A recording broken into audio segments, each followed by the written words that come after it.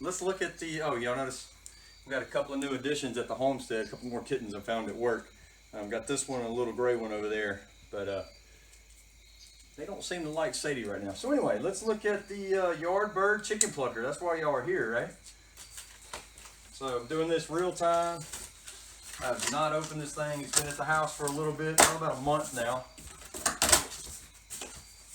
Alrighty. Instructions on how to clean it, set it up, and all that.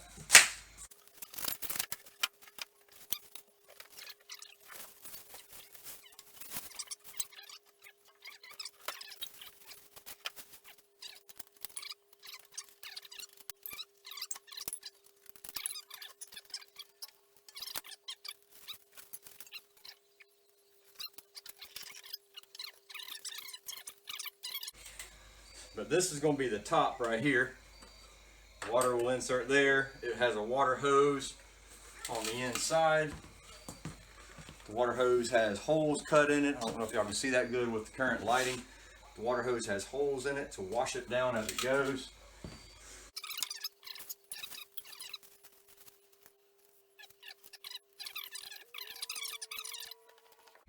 The tools you will need for this project are a couple of wrenches or sockets. You will need a 10 millimeter. I know that's an elusive one. Good luck finding it. A 10 millimeter, a 13 millimeter, and a 17 millimeter.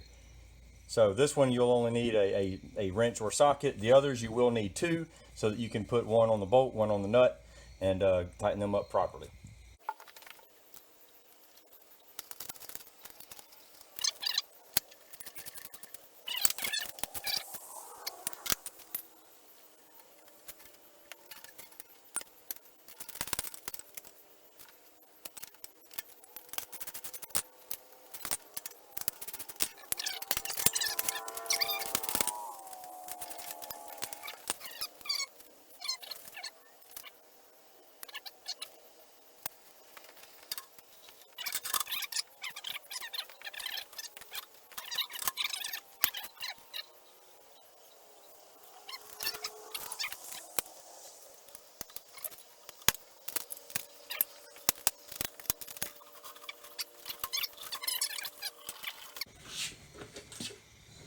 Alright, got it plugged in. Now I think it's nothing more than, which button do I push? Probably the one that says power. I believe that's all it is to it.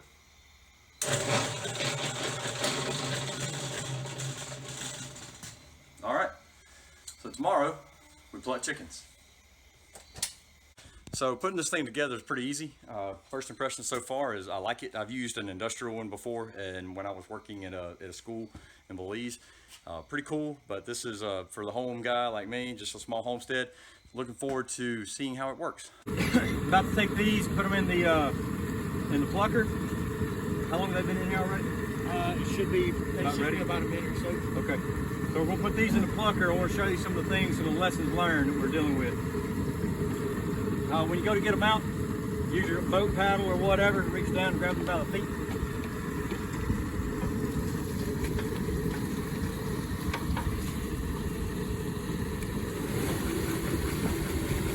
So here's the thing that you deal with.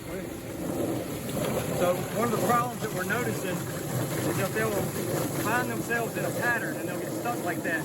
You just reach in and grab one, but you notice how they're not actually flipping, so just grab one and kind of move it around. Don't put your hand all the way down though, because you will get your hand hung up, or you could. As long as they're bouncing around in a new pattern, I mean, it's pretty good, but you don't want them just sitting in the same spot, because that's how the skin gets torn. That's really good. They're kind of bouncing around over each other. It looks pretty rough, but it's really not too bad on them as long as they don't get stuck. Like, I'm pretty pleased with that. And that bird, yeah, that you can't really beat that. I mean, that came out pretty good. Got a couple little feathers on the thigh on that one, and all the scales on the feet are off. I mean, that little. So I mean, I'm really impressed. The Yardbird's doing a really good job. So pretty impressed by it. Good. Yeah. All right. So cleaning the Yardbird now. So far, super easy. Just nothing more than just spraying the inside of it out. I may have to hit it with a brush, but we'll see. I'm just getting around the inside, knocking the feathers loose where they're hanging up on the hose area. And then on the, if you get in close here, you can see they kind of get hung up a little bit. But here's an easy trick to fix that. Go from the bottom side, knock them loose that way. Spray it down real good, go back and forth, and the whole thing will drain out pretty easy. So probably will have to get a few of the feathers that are hung up around some of the pieces there, some of the nipples, the pluckers, whatever you want to call them. But cleanup is honestly pretty straightforward and simple.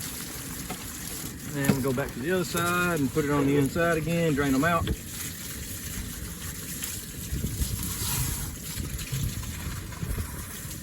Not too bad of a cleanup process, really.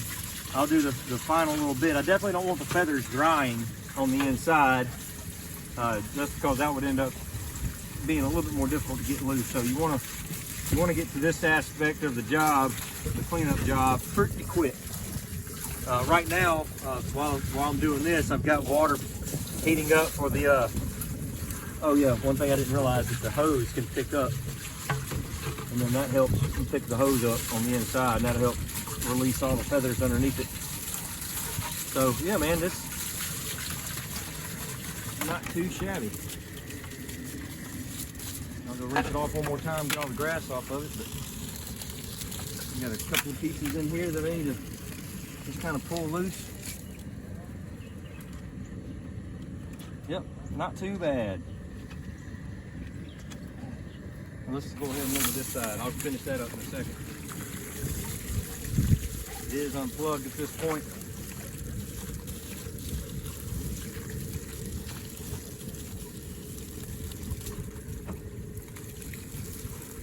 Flushing the bottom side of it, just flushing everything to it. There's a lot of feathers hung up around the 3 fingers on the bottom here. These 3 fingers on the bottom will push the feathers through the hole that drops all the feathers out. So it's nothing to taking this off. I may actually need to disassemble this. All right, the bottom's a little more complicated, but not too shabby. So